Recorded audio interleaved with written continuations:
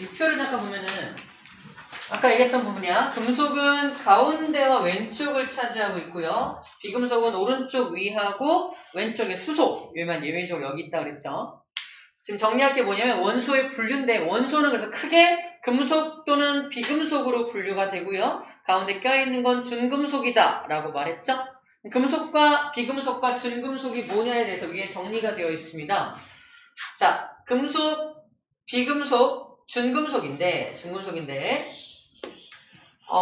특징을 정리할 때 막 이런 전자를 잃는다, 전자를 얻는다 막 이런 말 나와 있잖아. 우리 간단하게 알 수 있는 게 아까 그 전자 배치도 표를 통해서 간단하게 알 수 있어요. 자, 금속만 보면은 얘하고 얘가 금속들이지. 금속, 얘가 금속입니다. 자, 금속들의 특징이 뭐냐면요. 원자과 전자가 몇 개야? 1개 또는 2개 또는 3개 정도 되죠. 얘네 옥텟 규칙을 만족하나요? 만족 못하죠. 옥텟 규칙을 만족하기 위해서 저 녀석들은 어떤 선택을 하게 될까를 생각하면 돼. 만약에 내가 리튬이야. 얘가 옥텟 규칙을 만족하려면 2가지 방법이 있어요. 전자를 하나를 버려버리거나 또는 7개의 전자를 어디선가 가져오는 방법이 있겠죠. 둘 중에 어떤 게 더 간단해요? 하나를 버리면 됩니다. 그죠? 그래서 얘는 전자를 버리는 성질을 가진다는 거야. 전자를 버리는 성질을 가진 것들을 금속이라고 부르기로 했다 그랬잖아. 그래서 우리 전자 배치도를 딱 그리면 누가 금속이고 누가 비금속인지를 그래서 알 수 있다는 겁니다. 얘는 전자를 버리는 게 더 합리적일 것 같은데 그러면 금속의 특징을 가지는 거야. 반대로 플루오린 같은 경우는 대표적인 비금속인데 왜 비금속인가 봐봐. 원자과 전자가 몇 개야? 7개밖에 안 됩니다. 7개야? 그러면은 얘도 옥텟 규칙을 만족 못하고 있죠, 현재. 옥텟 규칙을 만족하는 방법은요. 전자 하나를 얻어오거나 또는 7개를 버리거나 어떤 게 더 간단하다? 하나 얻어오는 게 간단하다. 그래서 얘는 전자 하나를 얻어오고 싶어 한다라는 거예요. 전자를 얻고 싶어 하는 성질을 가진 것을 비금속이라고 한다는 거지. 생각해봐. 내가 리튬이라면 전자 하나를 버렸어. 예를 들어서. 전자 하나를 버리는 성질을 가져서 막 혈안에 대해서 찾아. 전자 버릴 데 없나? 여기다 버릴까? 전자 버릴 데 없나? 전자를 버렸어. 난 뭐가 돼? 원래 중성 상태인 원자였는데 전자 하나를 버리면 전자의 개수가 부족해지죠. 플러스의 개수보다 전자의 개수가 부족해집니다. 그러면 플러스 전기를 띠게 되겠죠. 그래서 금속들은 전자를 버려서 양이온이 되기 쉽다라고 적혀져 있는 거야. 하지만 비금속 같은 경우는 어때요? 비금속 같은 경우는 전자를 얻고 싶어서 난리야. 전자 어디 없나? 전자를 얻었어. 아싸. 그럼 어떻게 돼요? 플러스의 개수보다 전자의 개수가 많아집니다. 그죠? 그럼 마이너스 전기를 띠게 되겠네. 음이온이 되기가 쉽다라고 말하고 있는 겁니다. 근데 1쪽은 전자 몇 개 버려요? 하나 버리겠죠. 그래서 이온이 된다면 전부 다 1 플러스. 리튬도 1 플러스. 나트륨도 1 플러스가 되겠죠. 베릴륨하고 마그네슘은 어때요? 전자 몇 개 버리고 싶어? 2개를 버리고 싶어 할 거 아니야? 그래서 이온이 된다면 2 플러스. 2 플러스 이온이 될 거라는 겁니다. 알루미늄은 13족이니까 전자 몇 개 버리고 싶어 해? 3개를 버리고 싶어 하겠네. 버린다면 3 플러스 이온이 될 거라는 겁니다. 우리가 옛날에는 야 리튬은 1 플러스야. 나트륨도 1 플러스로 막 외웠어요 그냥. 옛날에 중학교 때 이온 배울 때 1가 양이온, 1가 음이온, 2가 양이온 막 외웠단 말이야. 하지만 지금 외울 필요가 있다 없다? 주기율표 안에 있는 것만큼은 외울 필요가 없다. 이런 규칙성을 가지고 있다라는 말을 하는 겁니다. 쌤은 그래서 중학생한테도 이온 가르칠 때 이거 먼저 가르치는 거예요. 얘들아, 원자과 전자가 있어야 되라. 이거 가르친다고. 기겁을 하겠죠, 그죠? 그렇게 가르칩니다. 자, 그러면 음이온도 볼게요. 플루오린이 전자 1개를 얻어. 몇 가 음이온? 1가 음이온. 염소도 1가 음이온 전자 1개 얻으니까 산소 몇 개 필요해? 2개 필요하거든. 그래서 2가 음이온, 황도 2가 음이온. 옛날에 다 외웠어요. 플루오린, 염소 1가 음이온. 산소 2-, 황 2- 다 외웠단 말이야. 외울 필요가 없다라고 말하고 있는 겁니다.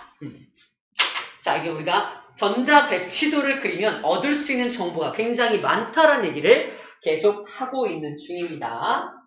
오케이. 자, 그리고 열과 전기가 잘 통한다. 봐봐. 지금 동그라미 친 것들은 금속을 뜻합니다. 금속의 특징이 전자를 잘 버리죠. 그러면 금속 주변에는 전자들이 항상 돌아다녀. 그 전자들 때문에 금속의 성질이 나타납니다. 금속은 전기가 잘 통해, 안 통해? 잘 통하죠? 전기가 통한다. 즉, 전기 전도성이 있다는 게 무슨 말이야? 전하를 띤 입자가 움직이면 전기가 통하는 거거든? 바로 그 전자가 움직여요. 그러니까 전기가 통하는 거야.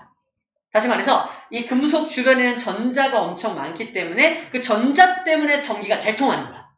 근데 그 전자가 열도 잘 전달해.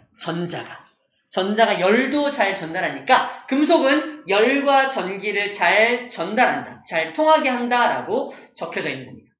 반면에 비금속들은 어때요? 주변에 전자가 있어? 무조건 지가 끌어가지. 앉아! 갖고 있단 말이야. 돌아다니는 전자 있어 없어? 없어요. 그러니까 돌아다니는 전자 없으니까 열도 안 전달돼. 전류도 안 통해. 전기 전도성 없어. 그게 비금속의 특징이라고 말하는 겁니다. 그래서 금속과 비금속의 특징을 결정하는 건 전자가 돌아다니냐 안 돌아다니냐 그 차이밖에 없다는 겁니다. 이해됩니까?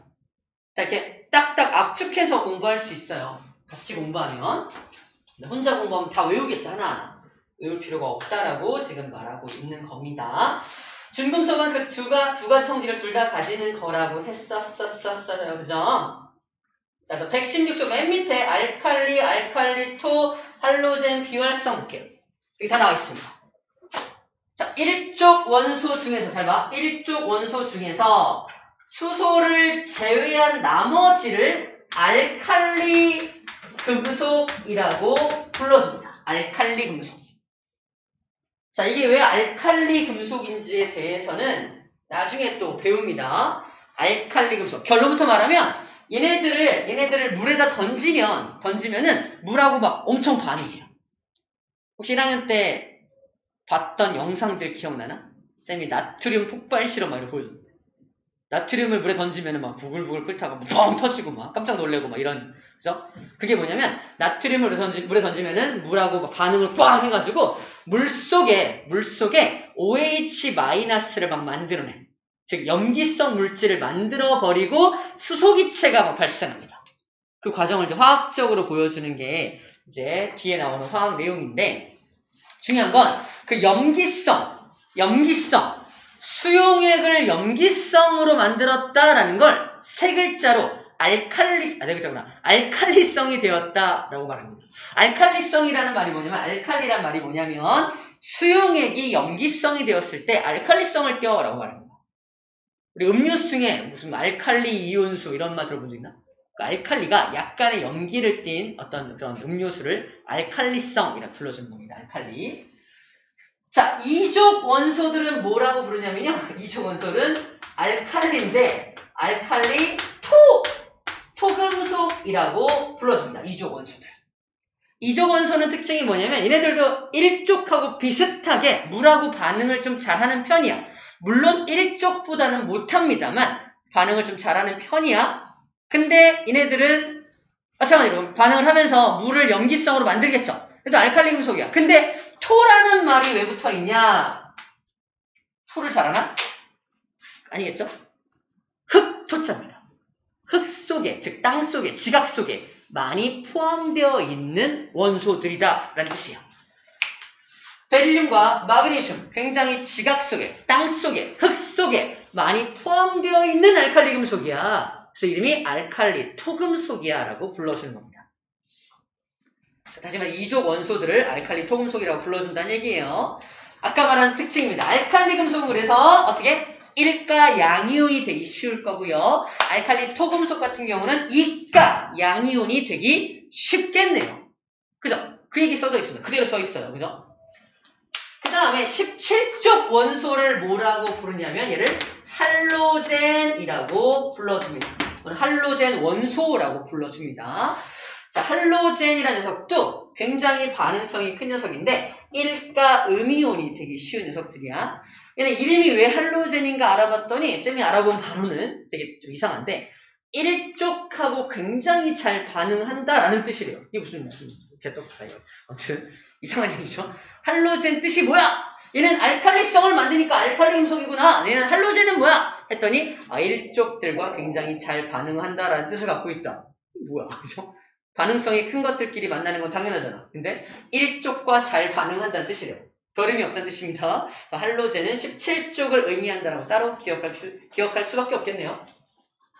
이 할로젠 원소들은 반응성이 매우 크고 일가, 음이온이 되는 성질을 가진다라고 적혀져 있습니다. 자, 그 다음에 비활성 기체 18족. 이 18족 원소들을 뭐라고 하냐? 비활성. 활성화가 안 되죠? 비활성 기체라고 불러줍니다. 비활성 기체. 비활성 기체. 얘네들은 전부 다 기체예요. 확인해보면 앞에 글자 색깔을 해보면 18쪽은 전부 파란색으로 되어 있습니다. 17쪽은 여러 가지 상태가 섞여 있어. 예를 들어서 플로린 같은 경우는 기체야. 염소도 기체거든요. 상온에서. 근데 밑에 뭐가 있냐면 FCl, BrI 그래서 F가 위에 있고 Cl, BrI까지가 17쪽으로 이제 앞으로 이거 암기를 할 텐데 기체고요. 얘도 기체인데 브로민 아까 뭐였죠? 유일하게 액체인 녀석이야. 리퀴드. 그 다음에 아이오딘 같은 경우 오히려 솔리드. 고체 상태입니다. 다시 말해서 할로젠 원소는 할로젠 기체라고 말할 수가 없단 얘기야. 기체 아닌 것도 있잖아. 그래서 할로젠 또는 할로젠 원소라고 불러주는 겁니다. 이해됩니까? 얘는 비활성 기체인데 얘는 왜 그냥 할로젠입니까? 상태가 다 달라서 그래요. 이 상태까지도 나중에 좀 암기를 좀 할 필요가 있어요. 상태도 암기를 해야 됩니다. 아시겠죠? 자, 이런 것들이 정리되어 있는 게 주기율표에 대한 마지막 내용들입니다. 자, 우리 개념 확인 문제 117쪽에 나와 있는 거 풀어볼게요. 개념 확인 문제 풀어봅시다.